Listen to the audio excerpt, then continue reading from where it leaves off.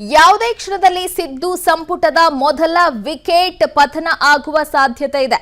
ವಾಲ್ಮೀಕಿ ನಿಗಮದ ಹಗರಣದಲ್ಲಿ ಬಿ ನಾಗೇಂದ್ರ ತಲೆದಂಡ ಫಿಕ್ಸ್ ಅಂತ ಹೇಳಲಾಗ್ತಾ ಇದೆ. ರಾಜೀನಾಮೆಯನ್ನ ಸಲ್ಲಿಸುವಂತೆ ಬಿ ನಾಗೇಂದ್ರಗೆ ಸಿಎಂ ಸೂಚನೆಯನ್ನ ನೀಡಿದ್ದಾರೆ ಅಂತ ಹೇಳಲಾಗ್ತಾ ಇದೆ. ಹಾಗಾಗಿ ನಾಗೇಂದ್ರ ಅವರ ತಲೆದಂಡ ಫಿಕ್ಸ್ ಅಂತ ಹೇಳಲಾಗ್ತಾ ಇದೆ. ಇವತ್ತೇ ರಾಜೀನಾಮೆಯನ್ನ ಕೊಡುವ ಸಾಧ್ಯತೆ ಇದೆಯಂತೆ. ಸಿದ್ದರಾಮಯ್ಯ ಅವರ ಸೂಚನೆ ಮೇರೆಗೆ ಇವತ್ತೇ ನಾಗೇಂದ್ರ ರಿಸೈನ್ ಮಾಡ್ತಾರಾ, ಇವತ್ತು ರಾಜೀನಾಮೆಯನ್ನ ಸಲ್ಲಿಸ್ತಾರೆ ಸಚಿವ ಬಿ ನಾಗೇಂದ್ರ ಅನ್ನುವಂಥ ಮಾಹಿತಿ ಸಿಗ್ತಾ ಇದೆ. ಈಗಾಗಲೇ ಬಿ ನಾಗೇಂದ್ರ ಪಿಎ ನೆಕ್ಕಂಟಿ ನಾಗರಾಜ್ ಬಂಧನ ಆಗಿದೆ.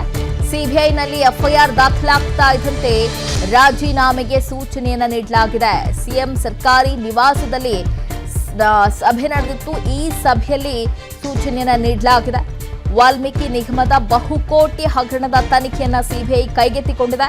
ಇದರ ಬೆನ್ನಲ್ಲೇ ಸಚಿವ ಬಿ ನಾಗೇಂದ್ರ ಅವರ ರಾಜೀನಾಮೆ ಇವತ್ತು ಅವರು ಸಲ್ಲಿಸುವಂತಹ ಸಾಧ್ಯತೆಗಳು ಬಹಳ ಇದೆ ಅಂತ ಹೇಳಲಾಗ್ತಾ ಇದೆ. ಒಂದು ವೇಳೆ ನಾಗೇಂದ್ರ ಅವರು ಸಚಿವ ಸ್ಥಾನಕ್ಕೆ ರಾಜೀನಾಮೆಯನ್ನ ನೀಡಿದ್ರೆ ಮೊದಲ ವಿಕೆಟ್ ಪತನ ಆಗುತ್ತೆ. ಭ್ರಷ್ಟಾಚಾರ ಆರೋಪದ ಮೇಲೆ ರಾಜೀನಾಮೆಯನ್ನ ಸಲ್ಲಿಸಿದ ಮೊದಲ ಸಚಿವ ಅನ್ನುವಂಥ ಅಪಖ್ಯಾತಿಗೆ ಸಚಿವ ನಾಗೇಂದ್ರ ಅವರು ಒಳಗಾಗಲಿದ್ದಾರೆ. ಈಗಾಗಲೇ ವಾಲ್ಮೀಕಿ ಅಭಿವೃದ್ಧಿ ನಿಗಮದ ಅಧಿಕಾರಿ ಚಂದ್ರಶೇಖರ್ ಆತ್ಮಹತ್ಯೆ ಬಳಿಕ ಈ ಬಹುಕೋಟಿ ಹಗರಣ ಬಯಲಿಗೆ ಬಂದಿದ್ದು ಸಚಿವ ನಾಗೇಂದ್ರ ಅವರ ರಾಜೀನಾಮೆಗೆ ವಿಪಕ್ಷಗಳು ಕೂಡ ಪಟ್ಟನ್ನ ಹಿಡಿದಿವೆ. ಸಚಿವ ನಾಗೇಂದ್ರ ರಾಜೀನಾಮೆಗೆ ಬಿಜೆಪಿ ಡೆಡ್ಲೈನ್ ಅನ್ನ ನೀಡಿತ್ತು, ಅದು ಕೂಡ ಅಂತ್ಯ ಆಗಿದೆ. ಈವರೆಗೂ ರಾಜೀನಾಮೆಯನ್ನ ನಾಗೇಂದ್ರ ನೀಡಿಲ್ಲ. ಹಾಗಾಗಿ ಅವರ ವಿರುದ್ಧ ಹೋರಾಟಕ್ಕೆ ಮುಂದಾಗ್ತಾ ಇದೆ ಬಿಜೆಪಿ. ವಿಜೇಂದ್ರ, ವಿಪಕ್ಷ ನಾಯಕ ಅಶೋಕ್ ಅವರ ನೇತೃತ್ವದಲ್ಲಿ ಪ್ರತಿಭಟನೆಯನ್ನ ನಡೆಸಲಾಗುತ್ತೆ. ರಾಜಭವನಕ್ಕೆ ತೆರಳಿ ರಾಜ್ಯಪಾಲರಿಗೆ ಮನವಿಯನ್ನ ನೀಡಲಿದೆ ಬಿಜೆಪಿ.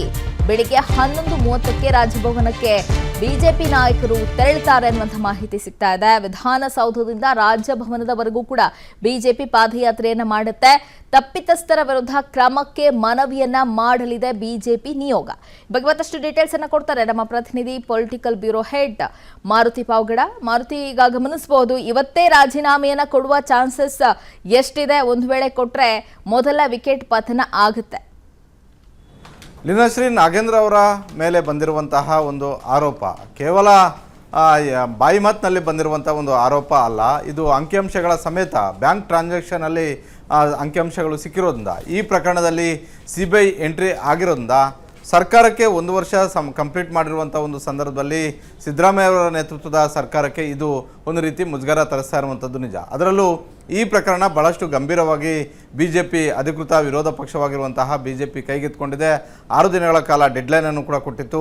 ಇದರ ಒಳಗಡೆ ನೀವು ರಾಜೀನಾಮೆಯನ್ನು ತೆಗೆದುಕೊಳ್ಳದೇ ಇದ್ದರೆ ರಾಜಭವನಕ್ಕೆ ತೆರಳುತ್ತೀವಿ, ರಾಜ್ಯಪಾಲರಿಗೆ ಮನವಿಯನ್ನು ಮಾಡ್ತೀವಿ, ತದಬಳಿಕ ಇಡೀ ರಾಜ್ಯಾದ್ಯಂತ ನಾವು ಪ್ರತಿಭಟನೆಯನ್ನು ಮಾಡಬೇಕಾಗುತ್ತೆ ಅನ್ನುವಂಥ ಒಂದು ಎಚ್ಚರಿಕೆ ಸಂದೇಶವನ್ನು ವಿಪಕ್ಷ ನಾಯಕ ಆರ್ ಅಶೋಕ್ ಹಾಗೂ ಬಿಜೆಪಿಯ ರಾಜ್ಯಾಧ್ಯಕ್ಷರಾದಂತಹ ವಿಜೇಂದ್ರ ಇಬ್ಬರು ಕೂಡ ಸರ್ಕಾರಕ್ಕೆ ಕೊಟ್ಟಿದ್ದರು. ಅದರಲ್ಲೂ ಸಿದ್ದರಾಮಯ್ಯ ಮತ್ತು ಡಿ ಕೆ ಶಿವಕುಮಾರ್ ಅವರ ಪಾತ್ರವೂ ಕೂಡ ಇದೆ ಅನ್ನುವಂಥದ್ದನ್ನು ಸಿ ಟಿ ರಾವ್ ಅವರು ಆರೋಪವನ್ನು ಮಾಡಿದರು. ಹೀಗಾಗಿ ಈ ಪ್ರಕರಣ ಈಗ ಸಿಬಿಐ ಎಂಟ್ರಿ ಆಗಿರೋದ್ರಿಂದ ಇದು ಬೇರೆ ಬೇರೆ ತಿರುವುಗಳನ್ನು ಪಡ್ಕೊಳ್ಬೋದು ಅನ್ನುವಂಥ ಒಂದು ಆತಂಕ ರಾಜ್ಯ ಸರ್ಕಾರಕ್ಕೆ ಇರುವಂಥದ್ದು.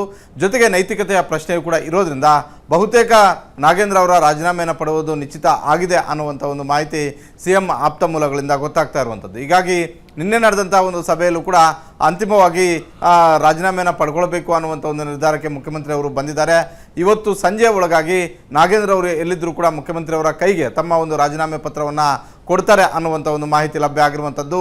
ಹೀಗಾಗಿ ಈ ಒಂದು ರಾಜೀನಾಮೆ ಪ್ರಹಸನ ಇವತ್ತು ಸಂಜೆಯ ಒಳಗಾಗಿ ಅಂತಿಮ ಆಗುವಂತಹ ಎಲ್ಲ ಸಾಧ್ಯತೆಗಳು ಕೂಡ ಇದಾವೆ. Leenashree, thank you Maruti Pavagada. ಅನುಕ್ಷಣದ ಸುದ್ದಿಗಳಿಗಾಗಿ Vistara news YouTube channel subscribe ಮಾಡಿ. ಹೊಸ ಸುದ್ದಿಗಳ ನೋಟಿಫಿಕೇಶನ್ಗಾಗಿ ಬೆಲ್ ಐಕಾನ್ ಕ್ಲಿಕ್ ಮಾಡಿ. ಲೇಟೆಸ್ಟ್ ಅಪ್ಡೇಟ್ಸ್ಗಾಗಿ www.vistaranews.com ವೆಬ್ಸೈಟ್ಗೆ ವಿಸಿಟ್ ಮಾಡಿ. ಅಂಗೈಯಲ್ಲೇ ಜಗತ್ತಿನ ಸುದ್ದಿ ತಿಳಿಯಲು Vistara news Kannada app download ಮಾಡಿ.